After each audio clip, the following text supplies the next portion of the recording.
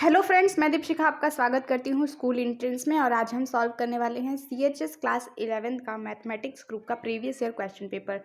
दोस्तों, जो लोग भी वेट कर रहे थे बहुत दिनों से कि मैम आप प्रीवियस ईयर क्वेश्चन पेपर कराए क्लास 11 का, तो जी आज आपके लिए ही ये वीडियो आया है। इसे एंड तक ज़रूर देखिएगा। ये वीडियो 2 पार्ट में होगा। पार्ट 1 में हम जो है 25 क्वेश्चन सॉल्व करेंगे, क्योंकि ये वीडियो ज़्यादा बड़ा हो जाएगा और स्टूडेंट्स जो हैं वो मतलब थोड़ी देर तक तो देख पाते हैं बट लास्ट तक वीडियो नहीं देख पाते। तो इसीलिए हम वीडियो को 2 पार्ट्स में डिवाइड करेंगे, जहाँ पर आपको पहले 25 क्वेश्चन सॉल्व कराए जाएंगे, उसके बाद आपको 25 क्वेश्चन सॉल्व कराए जाएंगे। तो चलिए वीडियो स्टार्ट करते हैं। दोस्तों, अगर आपने अभी तक चैनल सब्सक्राइब नहीं किया है हमारा स्कूल एंट्रेंस, तो उसे ज़रूर सब्सक्राइब कर ले, जहाँ पर आपको एजुकेशनल वीडियोस दी जाती हैं, सभी चीज़ों की जानकारी दी जाती है और सीएचएस एंट्रेंस की तैयारी कराई जाती है।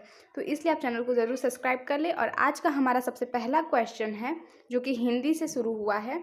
और सीएचएस जो एंट्रेंस क्लास 11 का आपका सिलेबस होता है, उस पर भी मैंने आपको डिटेल वीडियो दी हुई है कि आपको हिंदी से कहाँ से प्रश्न पूछे जाते हैं या फिर कौन से आपके इंपॉर्टेंट चैप्टर है जो आपको पढ़ के ही जाना है, चाहे हम बात कर ले सोशल साइंस की या फिर साइंस की।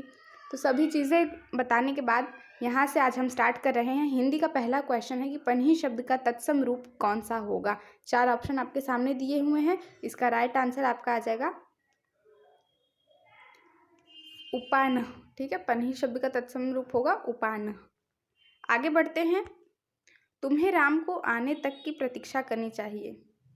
तुम्हें राम के आने तक की प्रतीक्षा करनी चाहिए, इस वाक्य में तक कौन सा निपात है, ये आपको बताना है। स्वीकार्य, बलार्थक, निषेधात्मक या अवधारणा बोधक।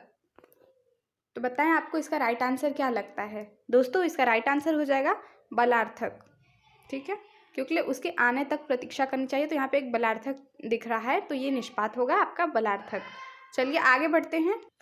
यहाँ से संधि से क्वेश्चन पूछा गया है और मनीष सर आपको जो है क्लास लगातार आपकी ले रहे हैं हिंदी पे। व्याकरण वो काफ़ी अच्छे से पढ़ा रहे, इतने अच्छे से आप अगर एक बार व्याकरण पढ़ लेते तो आपको दोबारा कभी पढ़ने की ज़रूरत नहीं पड़ेगी। आप अगर अच्छे से रिवीजन करते हैं उसका समय समय पर, तो ये आपको हमेशा चीज़ें समझ में आएंगी, क्योंकि व्याकरण एक ऐसा चीज़ है जिसे बहुत ही ध्यान से समझना होता है, तभी वो हमको पता चलता है। अब इसमें पूछा है मतैक्त में कौन सी संधि है। अगर आपने संधि पढ़ा हो तो आपको पता हो कि संधि कई प्रकार की, इसमें दीर्घ संधि, वृद्धि संधि होती हैं। इनके क्या नियम है और इसको कैसे पहचाना जाता है, इसको सर ने बहुत अच्छे से आपको समझाया है। तो स्टूडेंट्स, जो भी हमारे, अगर आप चाहते हैं कि आप सभी क्लासेस देखें, तो live classes India education hub YouTube channel पर चल रही हैं। उसके अलावा आप हमारा ऐप भी डाउनलोड कर सकते हैं, जहां पर आपको सभी क्लासेस प्रोवाइड कराई जा रही हैं। यदि आप इच्छुक हैं, तैयारी करना चाहते हैं, तो आज ही इनरोल कर सकते हैं और अच्छे से तैयारी कर सकते हैं, प्रिपरेशन कर सकते हैं।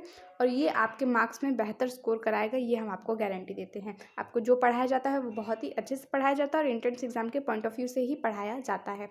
तो ये संधि हो जाएगी आपकी वृद्धि संधि। ठीक है, इसे आप ध्यान दीजिएगा, ये वृद्धि संधि का उदाहरण है। आगे बढ़ते हैं, नेक्स्ट क्वेश्चन देखते हैं। शुद्ध वर्तनी वाला शब्द है। अब यहाँ पर तो ये आपको ध्यान होगा कि शुद्ध वर्तनी कौन सी होती है। कई बार आपको यहाँ पर देखने को मिलेगा छोटा ऊ बड़ा ऊ ऐसे लगा देता है, या फिर मात्राओं का गड़बड़ कर देता है और उसमें आपको शुद्ध वर्तनी पहचाननी रहती है। इसमें आपका 4 ऑप्शन राइट हो जाएगा, जो कि एकदम सही है। क्वेश्चन नंबर 5 की ओर देखते हैं। निम्न में से कौन से रीतिकालीन कवि नहीं है। घनानंद देव, मतीराम या रसखान। तो यहाँ पर आपका राइट आंसर हो जाएगा रसखान, जो है वो रीतिकालीन कवि नहीं है। क्वेश्चन नंबर 6 है, कवितावली रचना की भाषा क्या है। अवधी, ब्रज, मैथिली या फिर संस्कृत। इसका सही उत्तर हो जाएगा आपका ब्रज। इसकी जो रचना है किस भाषा में की गई है, ब्रज भाषा में की गई है। आपको आज के इस वीडियो के कमेंट में करना है कि कवितावली के रचनाकार कौन है, ये आपको बताना है, ये आपका होमवर्क है। क्योंकि कनेक्ट कर कर अगर आप पढ़ते हैं तो आपको चीज़ें बहुत अच्छे से समझ में आएंगी और देर तक याद रहेंगी। अगर आप सिर्फ ऐसे पढ़ लेंगे कि कवितावली की रचना जो है किस भाषा में की गई है, तो नहीं, आप इस पर जो है ये भी सोचिए कि इसके जो है रचयिता कौन होंगे, कब रचना की गई थे। ठीक है, तो वो कवि ने जो और अन्य भी रचना की होगी उन बुक के नाम एक साथ लिख लीजिए। तो इस तरह से चीज़ें काफ़ी ईजी हो जाती हैं याद करना, और आपको अन्य चीज़ें भी याद रह जाती हैं, क्योंकि स्मार्ट स्टडी बहुत ज़रूरी होती है। चलिए आगे बढ़ते हैं। नेक्स्ट क्वेश्चन है, उच्चारण शब्द में उपसर्ग क्या है। यहाँ पर 4 ऑप्शन दिए हुए हैं और आपको पहचानना है इसमें राइट कौन सा होगा। तो उच्चारण शब्द में जो उपसर्ग आएगा वो आपका हो जाएगा उच्च। ठीक है, ये उच्च, ना कि उच्च। वर्णासन में कौन सा समास है। तो समास, संधि, शुद्ध, वर्तनी, यहीं से आपके क्वेश्चन हर साल पूछे जाते हैं। तो आप इन सभी चीज़ों को बहुत ही अच्छे से पढ़ के जाइएगा। और इस चीज़ों को ना पढ़ना एक तरह से कहा जाएगा कि आपने ही गलत किया। तो हमने आपको बताया भी कि चैप्टर में आपको कहाँ कहाँ से क्वेश्चन पूछे जाते हैं। समास बहुत इंपॉर्टेंट है, हर साल आपका समास से, संधि से और रचना से, लेखक से हमेशा क्वेश्चन पूछे जाते हैं। तो इन सभी को बहुत अच्छे से आपको पढ़ना है। और इसका आपका राइट आंसर हो जाएगा दोस्तों 1, तत्पुरुष समास। धीरे धीरे चलो वाक्य में रेखांकित पद है जातिवाचक संज्ञा, भाववाचक संज्ञा, अनिश्चित वाचक क्रिया विशेषण या फिर रीतिवाचक क्रिया विशेषण। इसका राइट आंसर आपका हो जाएगा रीतिवाचक क्रिया विशेषण। आएंगे अच्छे दिन के रचनाकार कौन है? जैसे मैंने आपको बताया कि पुस्तक और उसके रचनाकार से क्वेश्चन हर साल पूछे जाते हैं आपके, जो 20 मार्क्स हिंदी से पूछे जाते हैं। तो मैं हिंदी का आपको सिलेबस बता रही हूँ कि इसमें ये ज़रूर पूछा जाता है। और अक्सर करके मुंशी प्रेमचंद, जयशंकर प्रसाद, मैथिली शरण गुप्त से भी प्रश्न देखने को मिलते हैं। आएंगे अच्छे दिन के रचनाकार कौन है, ये आपको बताना है। इसका राइट आंसर आपका आ जाएगा राम वृक्ष बेनीपुरी। चलिए, यहाँ पर हिंदी के क्वेश्चन खत्म हुए और यहाँ से इंग्लिश का क्वेश्चन अब स्टार्ट हो रहा है। तो सबसे पहला क्वेश्चन है wait here until I dash you. तो यहाँ पर क्या यूज़ होगा? 4 ऑप्शन दिए हुए हैं। विल का यूज़ होगा, या फिर एम का, या फिर सिर्फ कॉल का, या एम गोइंग टू कॉल का। तो देखिए, ग्रामर रूल जो होते हैं, मैंने आपको बताया ग्रामर रूल बहुत अच्छे से याद करना होता है कि जब अंटिल यूज़ होता है तो उसके बाद क्या यूज़ होता है, या फिर कौन सी हेल्पिंग वर्ब है, उस तरह से सभी चीज़ें आपको याद करनी होती हैं। तो इसका राइट आंसर आपका आ जाएगा कॉल, आई कॉल यू। ठीक है, चलिए नेक्स्ट क्वेश्चन देखते हैं हम। और अगर आपको ये वीडियो अच्छी लगे तो इसे लाइक करना ना भूलें। क्वेश्चन नंबर 12 है who dash was coming to see me this morning. ठीक है, यहाँ पर हु के बाद क्या आएगा ये आपको बताना है। यहाँ पर चारों आप जो भी ऑप्शन है उसे बहुत ध्यान से देखिए और फिर चूज़ करिए कि आपका राइट आंसर क्या होगा, क्योंकि ज़्यादा जल्दबाजी में आप गलत कर सकते हैं। इसलिए चीज़ों को बहुत अच्छे से देखिए, एनालाइज करें, सभी व्याकरण को एक बार देख के मिला लें कि सही है या नहीं है, फिर उस पर टिक करें। जो आपकी ओमराई शीट होती है उस पर आपको टिक करना होता है। तो इसलिए ज़्यादा घबरा के जल्दबाजी में कोई चीज़ें नहीं करनी चाहिए। इसका राइट आंसर हो जाएगा हु डिड यू से। ठीक है, हु के बाद आपका डिड प्रयोग होगा, फिर सब्जेक्ट और फिर से। इस तरह से पूरा आपका ये एक सेंटेंस बनेगा। चलिए आगे बढ़ते हैं। क्वेश्चन नंबर 13 है they tried to leave the country dash their bone leaves. इसमें राइट आंसर हो जाएगा अफ्रेड ऑफ। ठीक है, चलिए आगे बढ़ते हैं। यहाँ पर दिया हुआ है change the sentence into passive voice. Active passive voice आपका आता है यहाँ से question. Someone has spread this rumour. इसका आपका पैसिव वॉइस बनाना है तो वो क्या होगा? इसका आपका पैसिव वॉइस हो जाएगा this rumour has been spread. ठीक है, डायरेक्ट इनडायरेक्ट से भी क्वेश्चन आपके आते हैं। नेक्स्ट भी आपका एक्टिव पैसिव वॉइस से ही पूछा है, इसमें भी चेंज करना है आपको। Every doctor is cheat by him. इसका क्या आंसर होगा बताएं? क्वेश्चन नंबर 15 का राइट आंसर आपको हो जाएगा ही चीटेड एवरी डॉक्टर।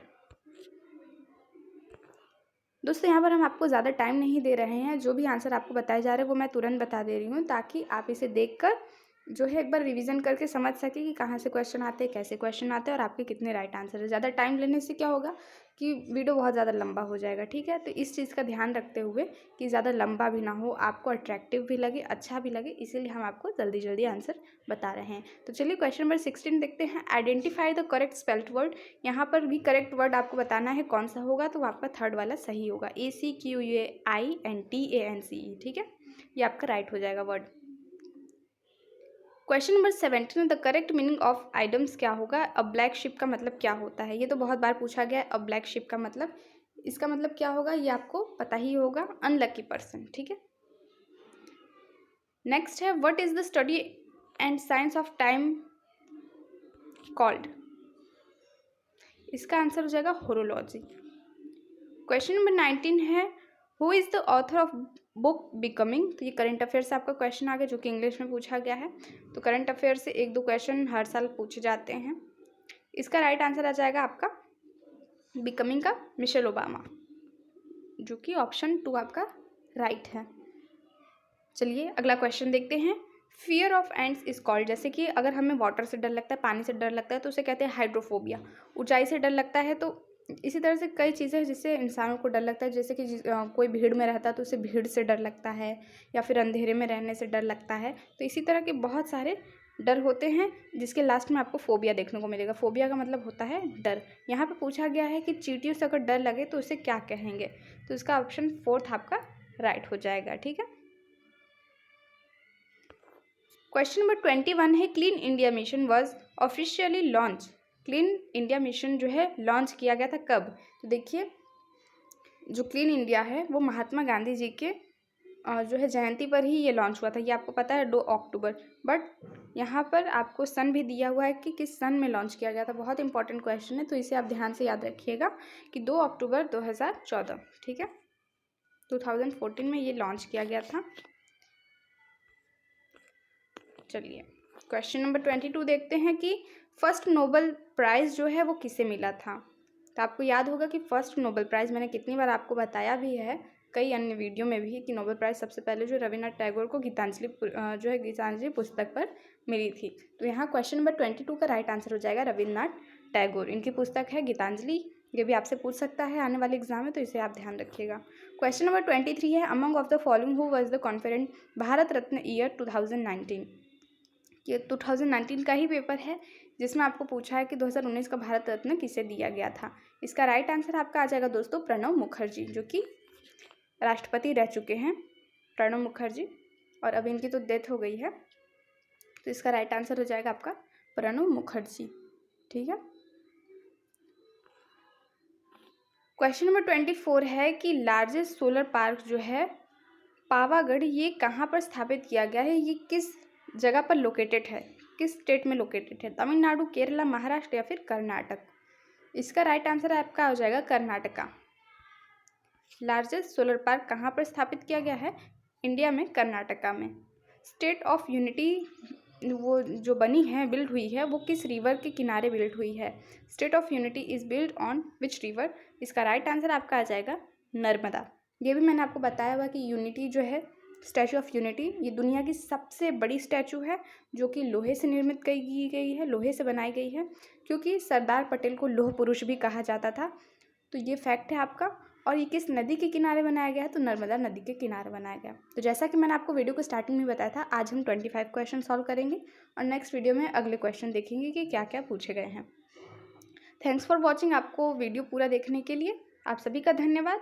मिलते हैं नेक्स्ट वीडियो में। अगर आपने अभी तक चैनल सब्सक्राइब नहीं किया है तो चैनल को ज़रूर सब्सक्राइब कर दें और अपने दोस्तों के साथ भी इसे ज़रूर शेयर करें। साथ ही अगर आप चाहते हैं सोशल मीडिया से हमें फॉलो करना, तो डिस्क्रिप्शन बॉक्स में टेलीग्राम, फेसबुक और इंस्टाग्राम भी दिया हुआ है, आप हमें वहाँ से भी फॉलो कर सकते हैं। तो वीडियो देखने के लिए धन्यवाद। मिलते हैं नेक्स्ट वीडियो में। धन्यवाद।